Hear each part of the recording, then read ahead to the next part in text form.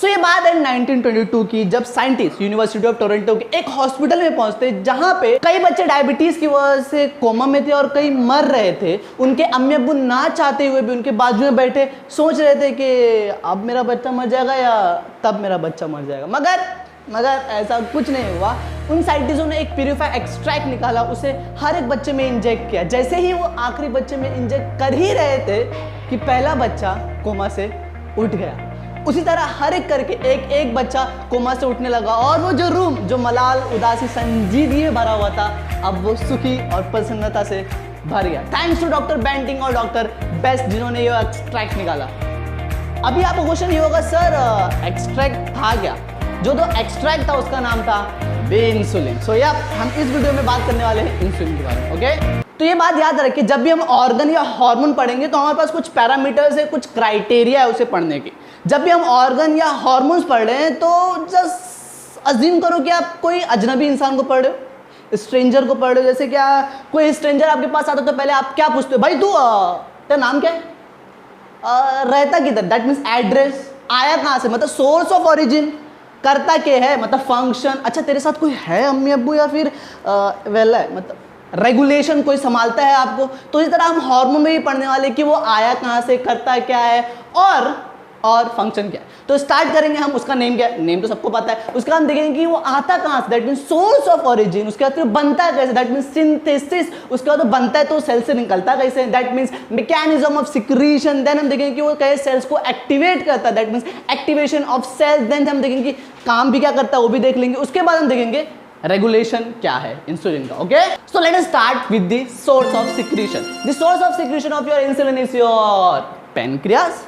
Pancreas एक ऐसा gland भी बोल सकते हैं या फिर ऑर्गन भी बोल सकते हैं। ओके, बिकॉज ग्लैंड और ऑर्गन क्यों, बिकॉज ये एक्सोक्राइन भी और एंडोक्राइन भी। एक्सोक्राइन दैट मीन्स ये अपना कंटेंट डायरेक्टली डक्ट या फिर गट में भेजता है और या फिर वो डायरेक्टली ब्लड में भेजता है। अगर वो डायरेक्टली गट या डक्ट में भेज रहा है तो हम उसको बोलेंगे एक्सोक्राइन, और अगर वो ब्लड में डायरेक्ट भेज रहा है तो हम उसको बोलेंगे एंडोक्राइन। पैनक्रियास के दो तरह के टिश्यू होते हैं, एक होता है पैनक्रियाटिक एक्टिनी जो 90 से 92% 92% तक होता है, और दूसरा जो होता है आइलेट्स ऑफ लैंगारेंस जो होता है। ठीक है, पैनक्रियाटिक एक्टिनी क्या करता है, डाइजेस्टिव जूस को सिक्रीट्स करता है और उसे आपके पेट में छोड़ देता है, जिसकी वजह से आपका समोसा पाव, वड़ा पाव, चटनी, सांभर, समोसा सैंपल, चाय, बटर, मस्का, मतलब जो भी मतलब जो भी आप खाते हो वो सबको डाइजेस्ट करता है। और ये दूसरा बन जाए ना आइलेट्स ऑफ लैंगारेंस, वो एग्जैक्टली आपके हार्मोन प्रोड्यूस करता है। ठीक है, अभी ये जो आइलेट्स ऑफ लैंगारेंस है ना वो 3 तरह के हार्मोन प्रोड्यूस करता है। तो 3 तरह के हार्मोन है तो 3 तरह के सेल्स भी है।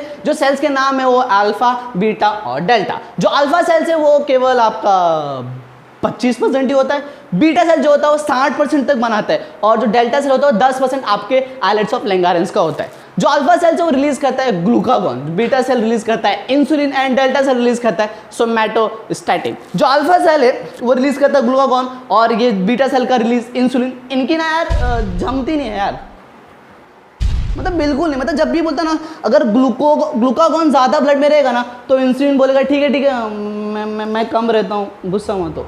बट जब इंसुलिन बढ़ेगा ना तो ग्लूकागॉन बोलेगा ठीक है मैं ही कम हो जाता हूँ यार, तो गुस्सा मत हो। दैट मीन्स ये दोनों एक दूसरे के इनवर्सली प्रोपोर्शनल है। ठीक है, और ये सोमैटोस्टैटिन क्या बोलता है, भाई तुम लोग ना औकात में रहो, दोनों को मारूंगा। दैट मीन्स इन दोनों को रेगुलेट करता है। ओके, तो अभी हम जा रहे हैं कि हमारा इंसुलिन बनता कैसे। तो पहली बात तो याद रखो, इंसुलिन एक प्रोटीन है। ओके, प्रोटीन जैसे बनेगा अल्टीमेटली इंसुलिन भी वैसे ही बनने वाला है। ठीक है, बस थोड़ा सा डिफरेंस होगा। ठीक है, पहले क्या होता है प्रोटीन बनने में, मतलब इंसुलिन की बात करें अल्टीमेटली हमारा डीएनए जो होता है ना, जो डबल हेलिक्स होता है वो अपने आप को कन्वर्ट करता है एमआरएनए में। ठीक है, कन्वर्ट मतलब कॉपी करवाता है उसकी। ठीक है, इस प्रोसेस को बोलते हैं ट्रांसक्रिप्शन। उसके बाद क्या होता है, ये अपना एमआरएनए है वो राइबोसोम के पास जाता है, फिर यहाँ पे एक नया प्रोटीन बनाता है जिसके पास सिंगल पेप्टाइड ए चेन, बी चेन और सी पेप्टाइड होता है। ठीक है, इसको हम एक नया नाम देते हैं, क्या बोलते हैं इसको, प्री प्रो इंसुलिन। ठीक है, अभी ये प्री प्रो इंसुलिन जाता है आपके एंडोप्लाज्मिक रेटिकुलम में। वहां पे क्या होता है, जो आपका सिंगल पेप्टाइड है ना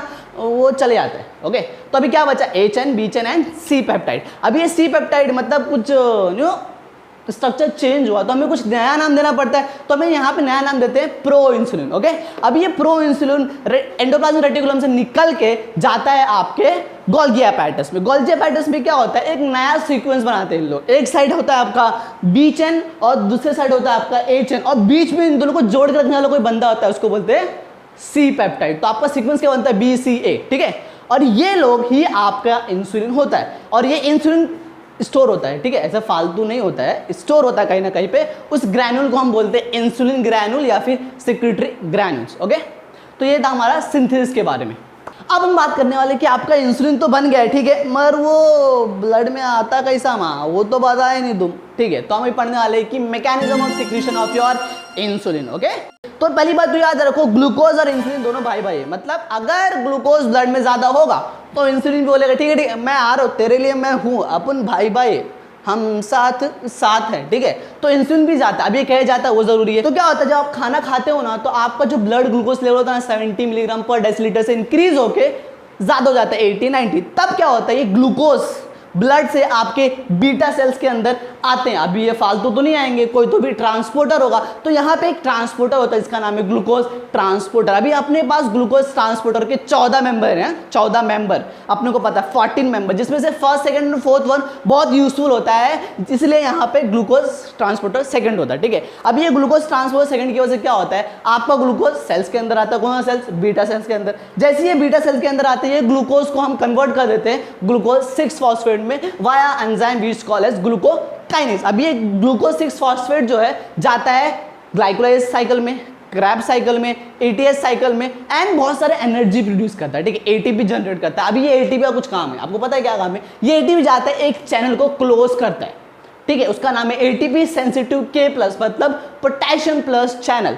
जिसकी वजह से क्या होता है, ये चैनल क्लोज हुआ ना तो आपका पोटेशियम सेल से बाहर नहीं जा पाता है, तो इसकी वजह से बहुत सारा पोटेशियम आपके सेल के अंदर जमा होने लगता है, और उसकी वजह से आपका जो सेल होता है वो डीपोलराइज हो जाता है। मतलब कि अल्टीमेटली बोलना चाहूँ तो एक इलेक्ट्रिकल ग्रेडियंट पैदा होता है। मतलब कि आपका वोल्टेज डिफरेंस होता है, मतलब कि करंट जैसा कुछ होता है, नहीं समझा। सी वोल्टेज क्या होता है, voltage that means difference in current, और करंट किसकी वजह से पैदा होता है, आयंस की वजह से। तो आप देख सकते हो सेल के अंदर ज्यादा आयंस है, मतलब K+ आयन है, तो यहाँ पे कहीं ना कहीं वोल्टेज डिफरेंस हुआ है।